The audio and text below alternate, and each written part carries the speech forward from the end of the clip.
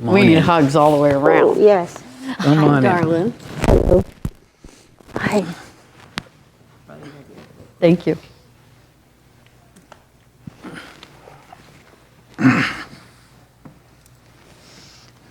Well, how you doing? All right.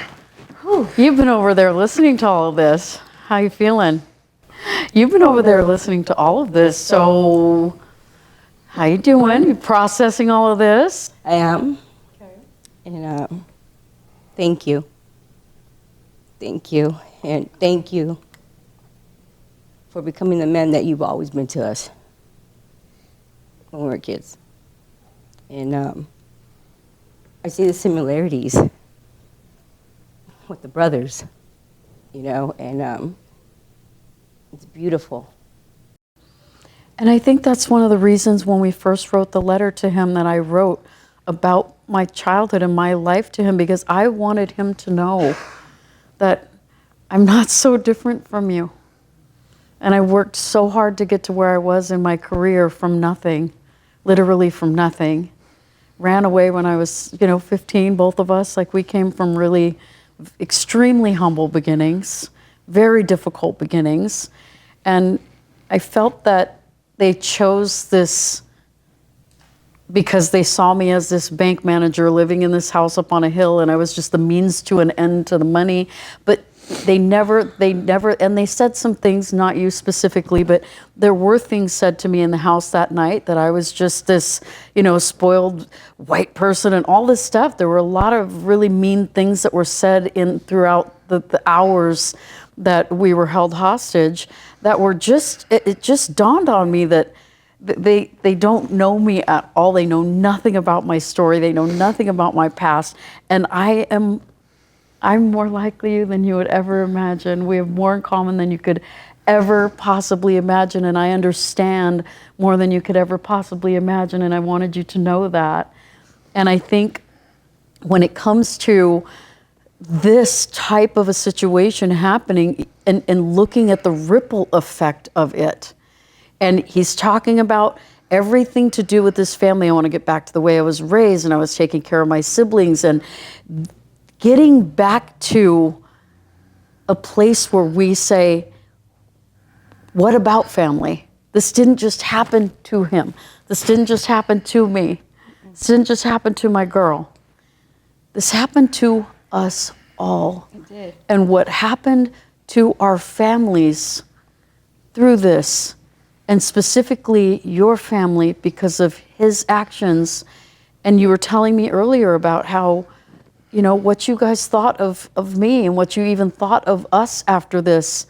Like, tell me how this, what does a family go through when someone in their family that they love, that they know on a completely different level, the person you know and loved is totally, totally different from the person who broke the door to my home down and did what he did. It's just such an insanely, I don't mean to say interesting, but the dynamic here and the psychology of this, it's so deep within the family. Talk to me about that. My brother, I am very, very blessed and grateful. And I thank God and our ancestors that he chose him as my brother, right? I feel that, because my brother's here. Right. My other brother, super important guy in my life, is behind all the cameras right now, so I feel that. He took care of us in a very deep, untraditional way that we see nowadays. He really taught us, but he also listened to us. And he protected us so much. So having to hear what he did, and at the same time choosing her because he could protect her the most, I know what he's talking about. I know what he's talking about because he would take whoopings for us, right? When my brother got taken from me, it was very hard. It was hard on all of us. The FBI went to my job. I come home from lunch. I come back to work. I come back from lunch to my job, and the doctor tells me that there's 2 FBI agents in his office. I'm like, they're not for me, you know, but I knew they followed us. They would take pictures of us, you know. They actually went to my aunt's house instead of my mom's because her name is Maria Ortiz. And the stuff that you heard about yourself at the news and they said in court, that's how I felt when they were talking about my brother. Now I know that he was part of the streets, you know, and I was very hurt by that. Like, you chose them for us, you know? Over us. That hurt. Did you ever feel, as this could be a big one too, he abandoned you for the streets, for this other, now what had become his new family? When I needed my brother to be there for me, as in guy stuff, you know, having him talk about other stuff, he wasn't there. So I was more disappointed, hurt, right? But at the same time, I also knew that he couldn't bring that home. You know, my dad always taught us, what you do, you don't bring it to your house. You don't bring it to your siblings. And I know that. Was it difficult for you when you heard about what he had been involved in and what he had done to, what had been done to a woman and a child? Was it almost impossible for you to believe that he could even do something like this? Because he grew up as somebody that took care of you guys and protected you. How difficult was it for you to believe that this was even true or possible? So, again, there's so many, you know, versions of the story, right? And when we were going to court, I was so angry at you, you know. I remember.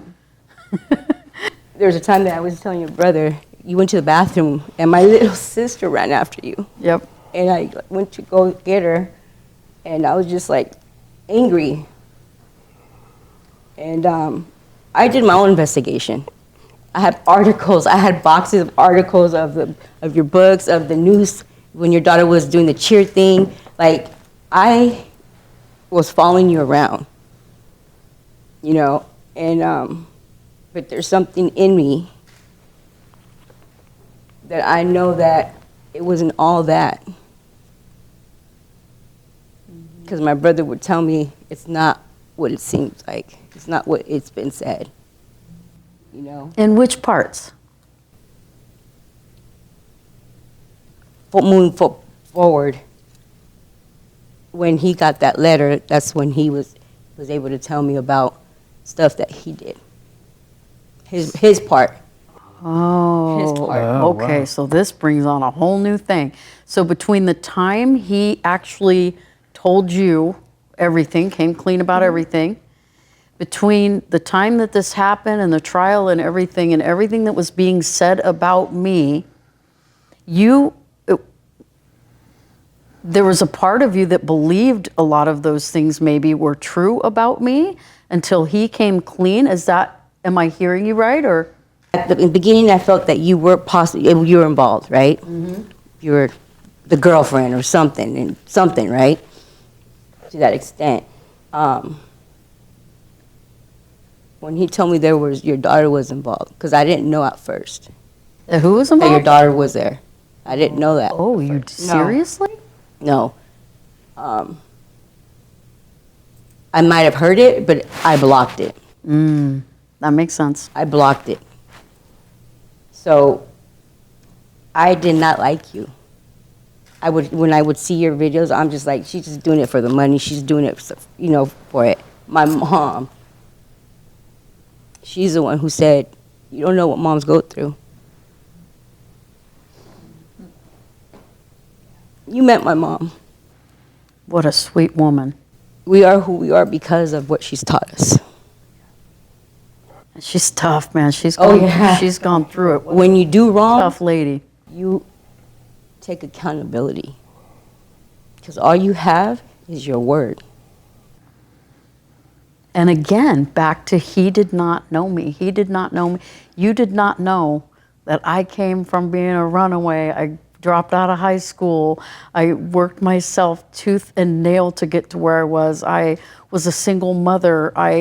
Everything I had gone through to get to the point where I was in my life, when all of this shattered my life up to that point, nobody knew. No one took the time to say, she has already gone through hell before she ever even went through this. Right. Right. But that didn't matter because you should have never gone through that. Exactly. But you didn't know that. You didn't know. All you knew was... You took my brother away from me. Exactly. Oh my gosh, exactly. You took my brother away from me. Yeah. You know, the minute that I found out that he got taken, I had my daughter. My daughter was 3 weeks old. And I lost my voice completely for weeks. I couldn't breastfeed my daughter. I just wanted my brother. So what this does to families runs so deep. Yeah. And so once he got that letter, you talked about it, you had been following everything that I had been doing, which is funny you say it was for the money. Dave knows, Dave's probably cracking up over there because he knows how much of this I've actually come out of pocket and paid for myself and went broke on this message. I am going broke getting this positive message out to the world, trust me. You got more money, you're living more life because you're richer than everyone right now because of what you have been able to do with my brother and our family. Yeah. Oh, this is rehabilitation. We're rich in the way that matters, is what I say. Right. We're rich in every way that matters most, yeah. You brought my brother back to us. Yes. Yeah. And so we meet, first time we meet. And we're walking into the victim offender dialogue program. Okay, so this is the whole thing, right? So we're coming into this victim offender dialogue program. Dave is telling us, okay, I've been through what Robert's been through. I've had to walk in and meet somebody that I've harmed so greatly. The nerves, what am I going to say? What are they going to say to me? Are they going to be angry? Are they going to be this? You have no idea what you're walking into. And you guys have no idea what you're walking into. We don't know what we're walking into. But we know what our intentions are, right? So we're showing up and we're like, oh, the mom's going to be there. And the sister's gonna be there, and we just want to show up with gifts. And we walk in with a plant because it's called a peace lily.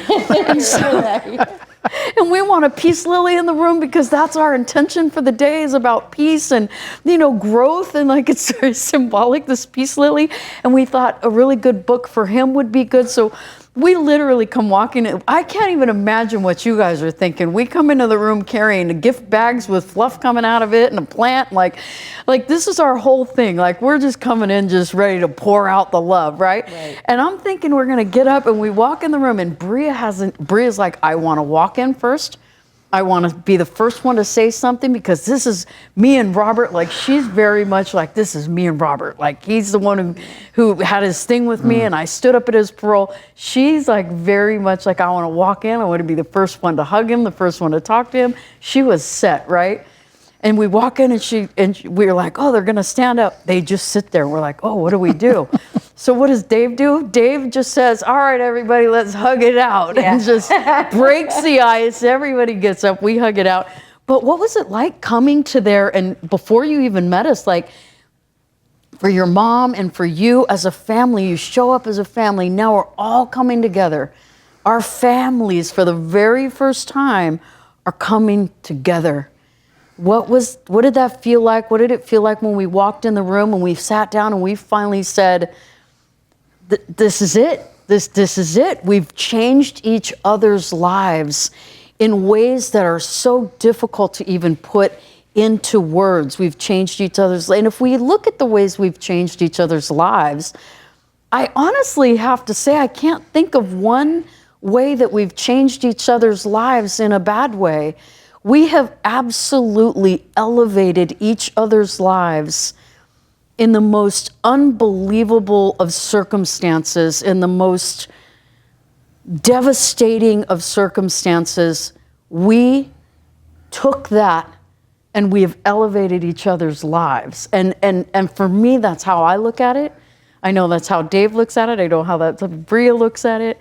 How did that work with you and your family? So we would write each other a lot, and I'm my brother's keeper. So he would tell me about the letters, you know, how Noel. He told me when, you know, he didn't know if it was a trick, you know, and what's interesting about that, when we wrote the letter, we had the same. He might not ever open it. He might never even get it. He might never even read it. He might burn it. He might throw it in the trash. I mailed that letter not knowing if it would ever even get to you, if you'd ever see it, if you'd even want to read it, if you would just be like, no, not having anything to do with this. So we put that, I remember we filmed me putting that letter in the mailbox going, it's done. The release was, whether or not you would receive it or ever respond, wasn't even part of it. It was like, this is it. I'm releasing this out into the universe, and whatever happens is going to happen. And now here we are. we didn't know if we could hug you guys, right? Per officer. Yeah. But it was the first time that's ever happened. The first time at that parole office ever. Really? Or with They never had that done Never. ever. They've never had that Never. there ever? Or the Usually it happens in the prisons. Wow. Yeah. That's awesome for them. So- they got to witness that. That's Yes. really cool. Yeah. Wow. to see the guy who victimized someone's daughter and having my mom meet that mother. There's no word for that. Yep. But I know that it can happen. And I was able to be part of that. Right? My mom was able to be alive to see her son come home and bear witness that. And hearing what your mom had to say that day was profound for me. It was very profound for me to sit across from your mom and hear your mom speak as a mother to me, as a mother to my daughter. And everything that happened in that room that day was so special to me. I will never, ever, ever forget that day as long as I live. Yeah. And see, I was more scared for my mom in the sense that she has no filter. She has nothing stopping her. When her kids are wrong, they do wrong, she will let you know. And she could be embarrassing at times, right? She don't care. If you're 80 years old, you still, that's my mom. You know? We do things in life that we don't want to, and we know it's wrong, but we do them. But there's still that humanity in us that my mom has taught us from our ancestors as well. What did it feel like seeing us walk through the door? And what were you thinking before we got there? Because you guys got there before us. Like, what was that like? Were there nerves? I was antsy. I was antsy because I misjudged you. I misjudged you because of the hurt that I was going through of not having my brother, not realizing that it was his choice. Because there's no excuse for what he did, right? Be broke. We need money to be broke, right? But he's always been that type of brother, provider. And like my mom said that day, I raised him better than that. I didn't know that he was the only one that turned around and said that. And the only reason we chose to write him the letter over anybody else is because he's the one who wrote what he wrote in his initial statement and turned around at sentencing and said he was sorry. And I told somebody this too. I said, there's something, I see his humanity. I have seen his humanity from early on after this crime. It would not leave me, and that's the reason I wrote that letter. And I would say not I wrote that letter, we wrote that letter, because Bria and I sat together and wrote that letter together. And it is because of that part of him that really, honestly, that we're here today. Is because of that part of you that you never let completely die. Does that make sense? That piece of you, that humanity part of you, that you always seem to come back around to. and tap back into, that made you pull over. And I call it this divine inner voice that I've had so many times when I was sitting on a couch, and the night that I decided to stop doing drugs when I was 20 years old is because of the voice that I heard that said, you don't belong here, get up and leave. And I listened to it. Every time we listen to that voice, and every time you've listened to that voice, you pulled over the car, you said you were sorry, you wrote what you wrote in your statement, you did what you did in prison to work on yourself. Every time you've listened to that voice, it's led us both right here today, right now. And it's our common thread. It's that common thread of humanity that we have that I believe is what led us here today. And when we walked out of that meeting, when we walked out of that VOD meeting, do you remember what that felt like? When you remember that whole thing? We secretly took a picture because we didn't know if we were able to take pictures, which I still have. But it felt good. Like my brother said, he felt that pressure. I could hear in his voice, you know, the times that we've talked, when he didn't have the visits, when the visits were taken away from him, had cancer in there. There was a lot, you know. Just like your brother suffered seeing you jump for everything, you know, my brother wasn't there to help me when I was going through stuff like that, you know. And, but because of your trip to Alaska, because of the way my mom raised my brother, and him apologizing in that courtroom, something was going to happen, and it did. I have chills everywhere. And it did. And now he's doing what he was doing in there. Let's talk about what you're doing now. I want to hear about what it is you're doing now. I know what you're doing now. So let me jump in real tell. quick before we go, because I want to just touch down on what happened in that meeting. Oh. Like, you know, because everything had culminated into a drive to that moment to meet you and your family, right? And the conversations, like we were in an Airbnb talking about it the night before. Oh, we recorded talking about it the night before, Yes. how we felt, our nerves. After the VOD, we recorded talking about what just happened. Like, oh my gosh, can you believe just what happened? Yeah, we filmed it. We filmed the whole before and after, and driving up there and everything. But we couldn't get a camera in there, and which was a real shame, because you could not make that moment up in a million years. Like the way that happened, and that was the most epic amends of all times. Like the way that you went through every single detail. And the question was, why is this amends so detailed? And you said, because I didn't want to leave a single thing out.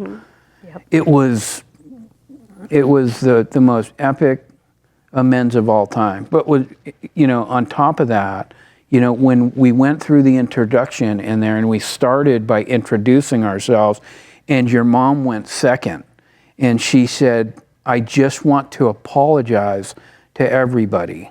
That's what your mom said. And then she went into her past.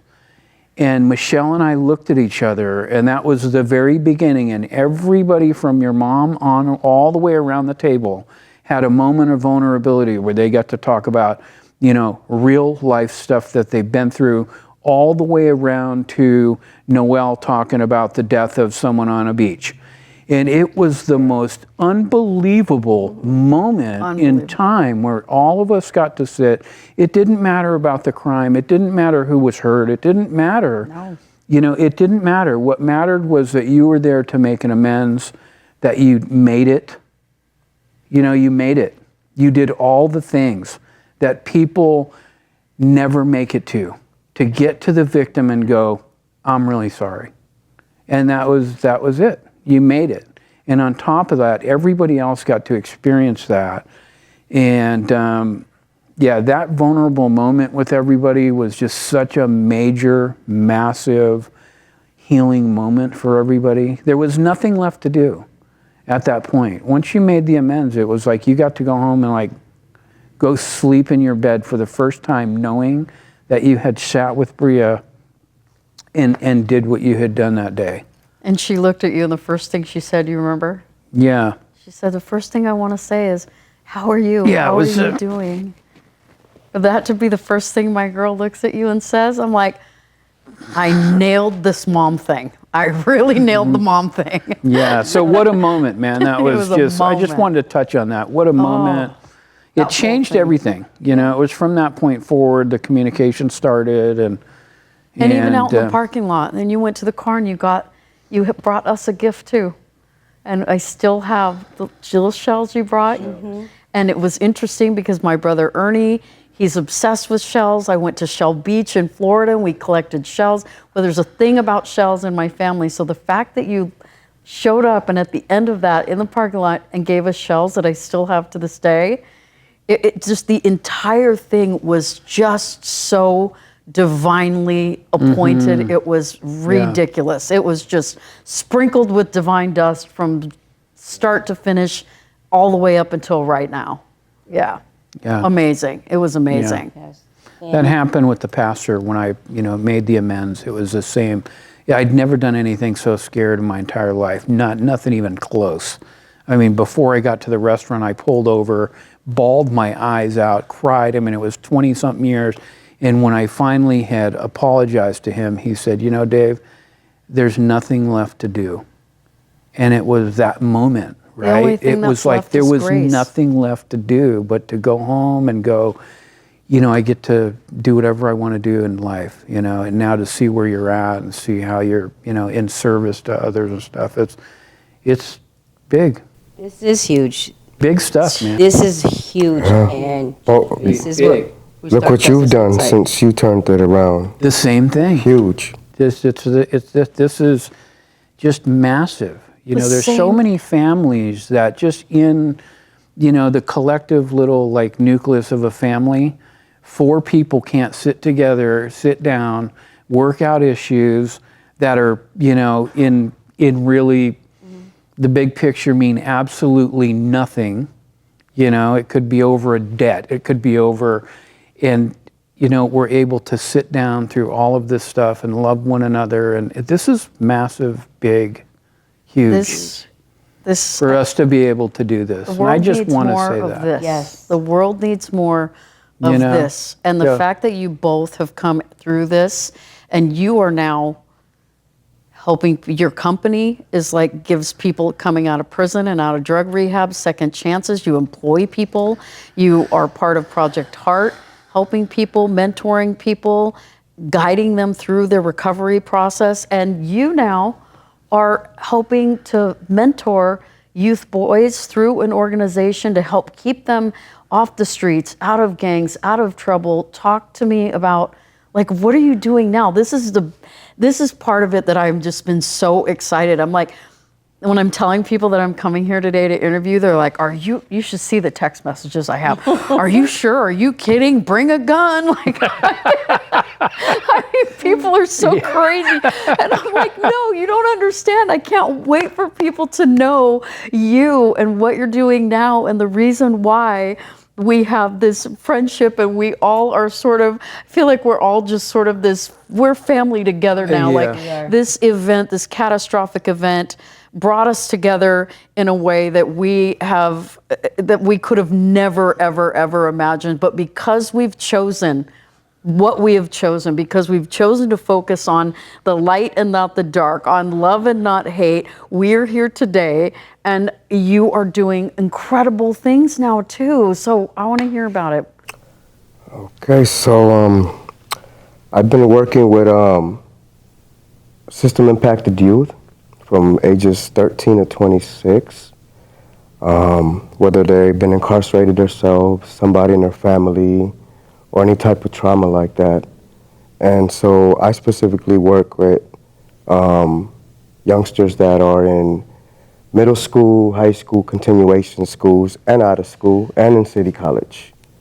And I'm a mentor to them, I'm a listener, I'm a student sometimes from them, not just a teacher. Sometimes I'm the student, just by listening. It's a great point. And that just expands when you just still always remember you can learn, even from somebody younger, then you're not so closed off. So the gratifying part of my whole job is when I pick them up and bring them to the center, we always make it a session of what's going on in your life, what's going on, how was your day? And then I get understanding of where they may need help. Okay, you know what? You need homework, but you need more help on this. And I know a lot of things. I've been through a lot of things. I can see where they may be going. But we have an awesome team that also deals with addictions and other things that I might not be that good at, that they are good at. I still ask my sister sometimes, not specific with names, but just a general, hey, if you had a kid with this, what would you do? Because she used to work for the same organization that I work for now, and she paved the way for me to get in there. I started volunteering first, and then eventually I did some AV work there when I was doing AV work, and then something just told me, go over there. You're in between jobs anyway. You're landscaping, and it's great money, but this is a job that I love, you know? I can do this job until, if I'm blessed to have a cane and be completely gray, I can do it. I can't landscape like that, though.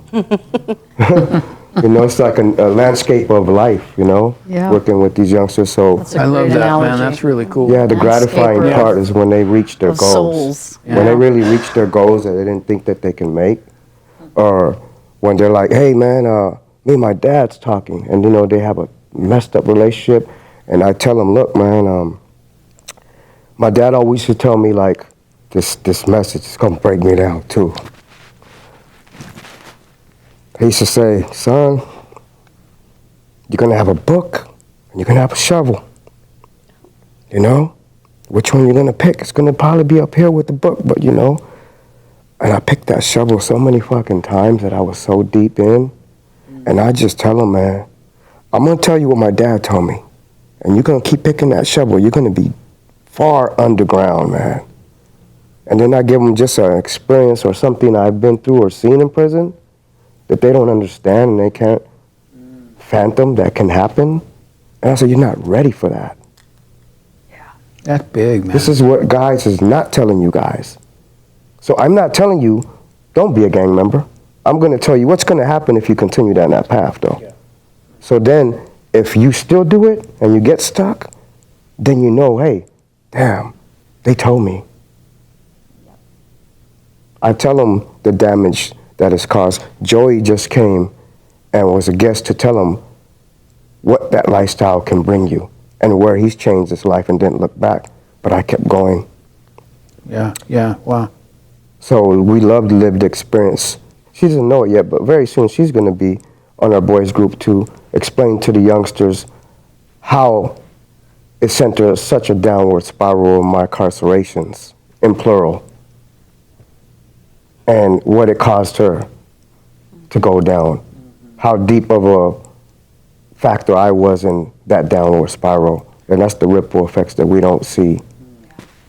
So I want them to hear how it fucks your family up, how it causes trauma, how it unbalances everything, how it costs so much money to come visit you all over California, how your best buddy will probably try to get at your girl, probably have these creeping, and you just don't know the trauma that you're causing everybody.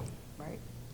So everybody that was part of me in any way, I have to apologize to them as well, because that trauma just continues and continues, and that's my motivating thing now, because one time we were in the bathroom with the youngsters.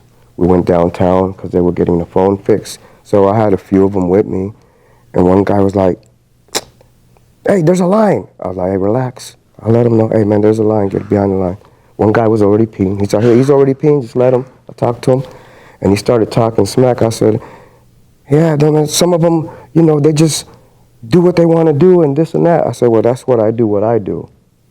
Because I don't care if it's this kid or this kid, and there was like a Asian, it looked like maybe visitors from somewhere, because they were speaking. I was like, even this young man, all these are my kids, because if I don't help these kids in my lived experience so they don't go through what I went through, then our future is going to be doomed.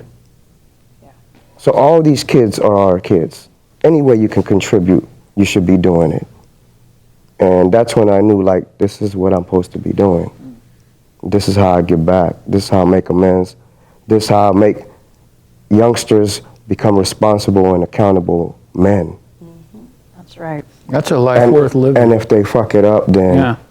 You know, Santa Barbara is small, right? And when I see the youngsters, they're like, "Oh, how's your brother? Where's Bobby?"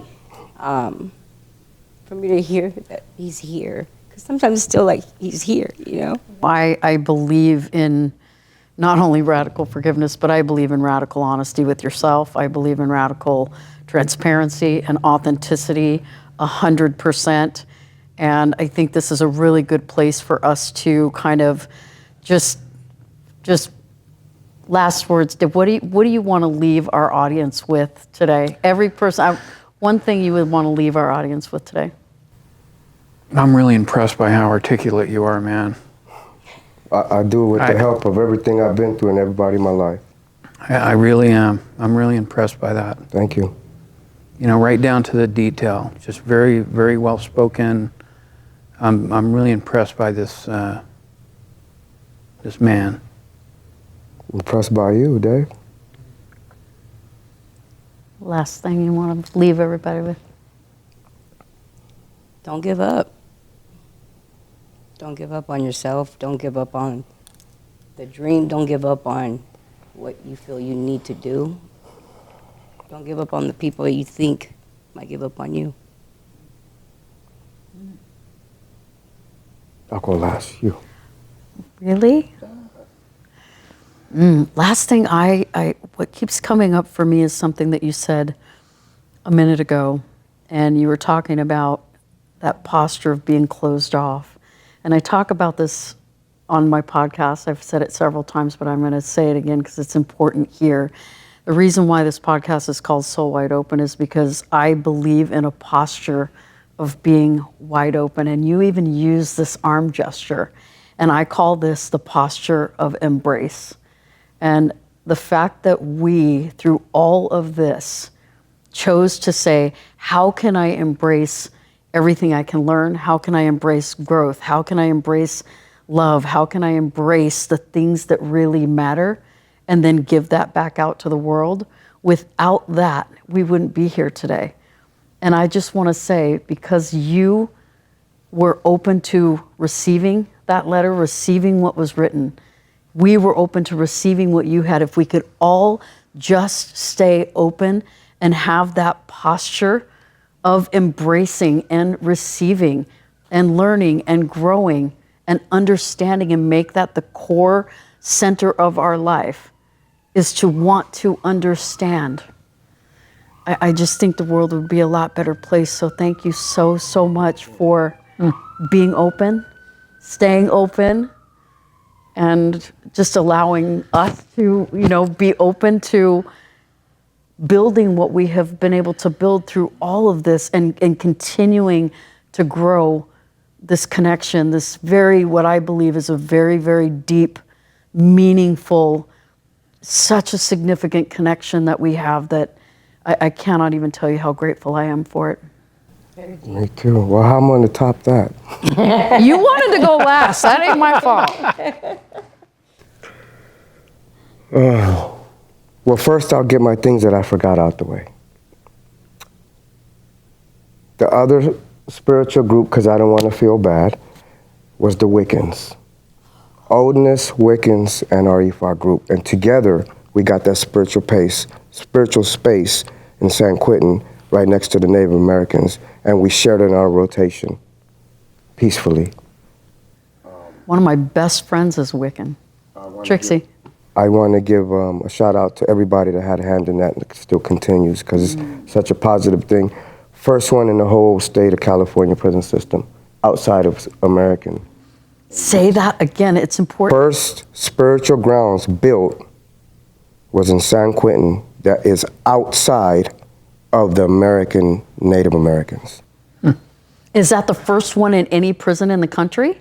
No, Just no, in no. San Quentin? Just in the state of California, we were able to get another space separate from the Native Americans to respect their grounds and things and people and ancestors, and they gave us our own, with the exception that 3 of our groups function in there together. So now, Trey has got another group in there, which is the Pacific Islanders. They now get a day in there too. And who was Trey? Trey is my co-defendant. He was a co-defendant. He was one of the other men that We did a was lot of this part work together. My last 6 years, we were roommates, and we did last 6 years of work together. And there's no way I would have been where I'm at, or where I'm at also without him.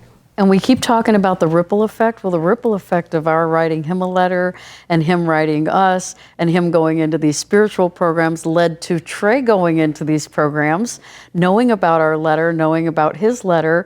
He ended up reaching back out saying, I would like to do an amends and a VOD. We ended up saying we would love that and requested that. And Bria and Dave and I actually just went and met Trey and his family at San Quentin recently.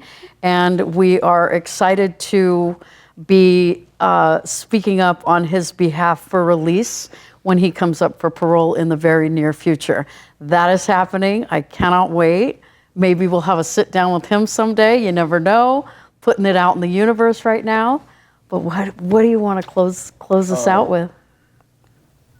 Thank you, Bria. Thank you to you, Dave, Eric, and your whole family that's here, not here, and still to come. Same thing to mine. Extended family, everybody we're connected to that's here, not here, and still to come.